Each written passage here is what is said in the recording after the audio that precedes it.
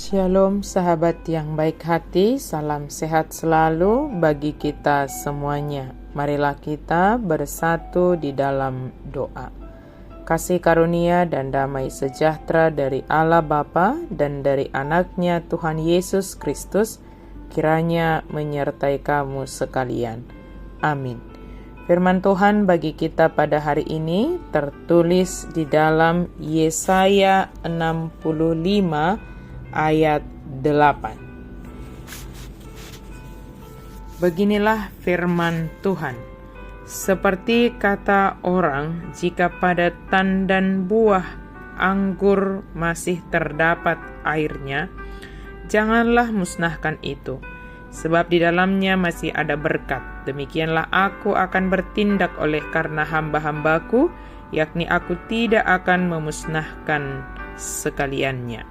Songot dohata ni Jehovah, songot tuat nabura binuat jupang ditaguk nabaso, gabe didok unang ago ay adong do pasu-pasu di bagasan na, suang songoni bahenokku ala ni akan naposokku, datong saluhut nasida ago okku.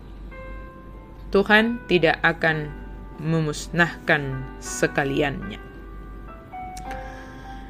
Jika kita membaca perikop ini, Yesaya pasal 65 ini secara lengkap, kita akan dengan lebih mudah memahami bagaimana tindakan belas kasihan Tuhan terhadap umat yang dikasihinya. Ada cerita tentang seorang pendeta yang datang untuk merapikan rambutnya yang mulai gondrong ke tempat cukur.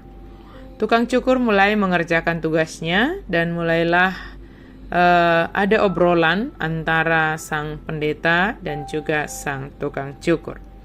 Tukang cukur mengatakan, Pak Pendeta, saya gak percaya Tuhan itu ada.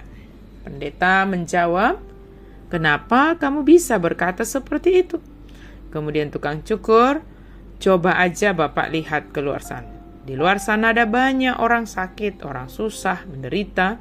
Kalau Tuhan memang benar ada, tentu Dia akan melakukan sesuatu agar mereka yang menderita itu bisa hidup baik.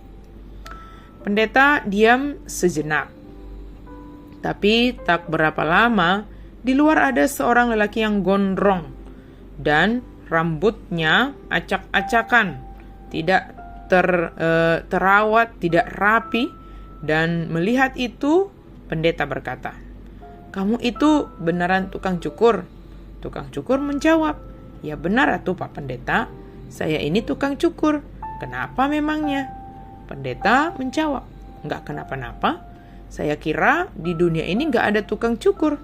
Tuh lihat di luar itu, ada seseorang dengan rambut yang gimbal, rambut yang tidak teratur, acak-acakan, tidak terurus, tidak rapi. Tukang cukur memang gak ada di dunia ini. Kalau tukang cukur ada di dunia ini, tentunya gak bakalan ada orang yang rambutnya gimbal, yang acak-acakan, yang tidak rapi. Kemudian tukang cukur mengatakan, ya gak gitu juga kali Pak Pendeta. Biar ada yang gondrong, acak-acakan, rambutnya gimbal kayak gitu juga. Yang namanya tukang cukur, ya tetap ada lah. Merekanya aja yang gak mau datang ke tukang cukur untuk merapikan rambut dan untuk memotong rambut mereka yang mungkin yang gimbal itu. Pendeta, cocoklah itu. Tuhan pun kurang lebih ya seperti itu.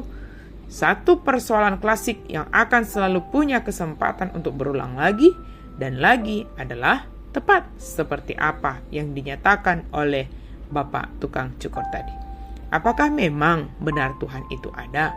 Kalau Tuhan ada, kenapa kehidupan tidak berjalan sebaik yang kita bayangkan? Sewaktu seseorang mulai tahu apa itu artinya sakit dan menderita, mulai dari yang kecil, hal-hal yang sepele, kehilangan dompet misalnya, diputusin teman dekat misalnya, atau bahkan digosipin, menghadapi pengurangan tenaga kerja, gagal ujian, dan lain-lain. Bahkan persoalan-persoalan yang lain yang menurut kita, dan itu boleh membawa kita datang kepada Tuhan. Dalam Yesaya 65 ayat 1-9, Israel tahu persis apa itu artinya menderita dan apa itu artinya sakit. Bagaimana tidak, Yesaya 65 mengisahkan kehidupan Israel yang benar-benar sudah bosan dengan itu sejak 70 tahun. Penderitaan memang cenderung membuat seseorang untuk mengkritisi segalanya. Seseorang yang betul dia sedang berada dalam sebuah penderitaan dan kesakitan di hidupnya hari ini. Tetapi dia tidak pernah kehilangan iman bahwa Tuhan ada dan akan mengerjakan penyelamatan baginya, cepat atau lambat. Kita mungkin akan bertanya, bagaimana bisa seseorang melakukan hal itu? Bukankah sulit untuk melakukan hal itu? Sulit memang, tetapi bukan berarti tidak bisa dan tidak ada yang melakukan hal itu dari dahulu kala hingga saat ini. Kuncinya dalam Yesaya 65 ayat 1-2. Allah berkenan memberi petunjuk kepada orang yang tidak meragukan Allah. Allah telah berkenan ditemukan oleh orang yang mencari Dia. Allah berkata, ini aku kepada bangsa yang telah memanggil namanya.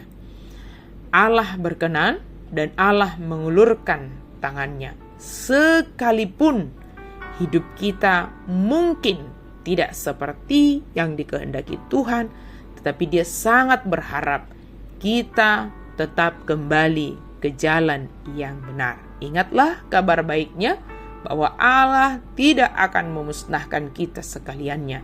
Dia mengharapkan pertobatan.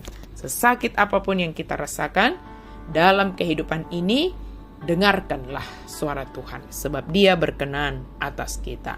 Amin. Mari kita berdoa. Terima kasih Tuhan untuk firman-Mu. Terima kasih karena Engkau berbelas kasih kepada kami. Terima kasih karena Engkau senantiasa memelihara kami. Apapun yang sedang kami hadapi Tuhan, biarlah kami senantiasa menyaksikan belas kasihan Tuhan dalam hidup kami. Dan kami mau selalu datang kepadamu, ya Tuhan, yang memelihara kehidupan kami. Dalam nama Yesus kami berdoa dan bersyukur. Amin.